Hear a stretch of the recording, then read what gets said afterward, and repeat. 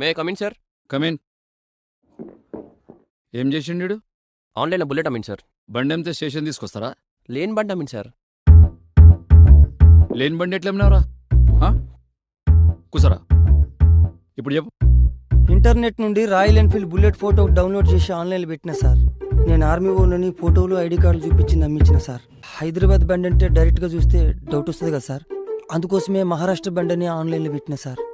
1,90,000 బండిని 70,000కు అమ్ముతున్నంటే ఒక కస్టమర్ వచ్చింది సార్. ముందు పైసలు పంపి బండి పంపిస్తానంటే సగం పైసలు పంపిండు సార్. తర్వాత ఇన్సూరెన్స్ అని ట్యాక్స్ అని 2-3 సార్లు పైసలు వేయమంటే పంపించింది సార్.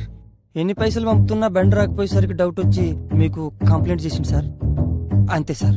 బండ్లు ఒకటే కాదు సార్, టీవీలు, కార్లు, మొబైల్ అన్నిట్లో ఆన్లైన్ అమ్ముతారు సార్. వీడు ఇట్లా ఎంతమందికి అమ్మినావురా? 16 మందికి అమ్మినా సార్. 16 మందికి అమ్మినా సార్. 16 మందికి అమ్మినావా? లోపల ఏరేని చూసిండ్రు కదా. ఈ లేని వస్తువుల గురించి ఉన్న పైసలు ఓటుకోకురి. ఏదైనా ప్రోడక్ట్ కొనేటప్పుడు లైవ్ గా చూసి కన్ఫర్మ్ చేసి కొనుక్కోండి. ఫేక్ అని తెలిసిందనుకోండి, వెంటనే మా సైబర్ క్రైమ్ పోలీసులకు కంప్లైంట్ చేయండి. మరియు ముఖ్యంగా ఈ తెల్వనోళ్ళ అకౌంట్ల పైసలు వేయకురి. కారణాలు ఏవైనా సరే. ఈ OLX, క్లిక్కరు, ఆన్లైన్ వెబ్సైట్లలో కొనేటప్పుడు కొంచెం జాగ్రత్తగా ఉండండి. ఓ నరసింహ, ఓ చాయ్ చెప్పరా. రేయ్, ఆన్లైన్లో వద్దు,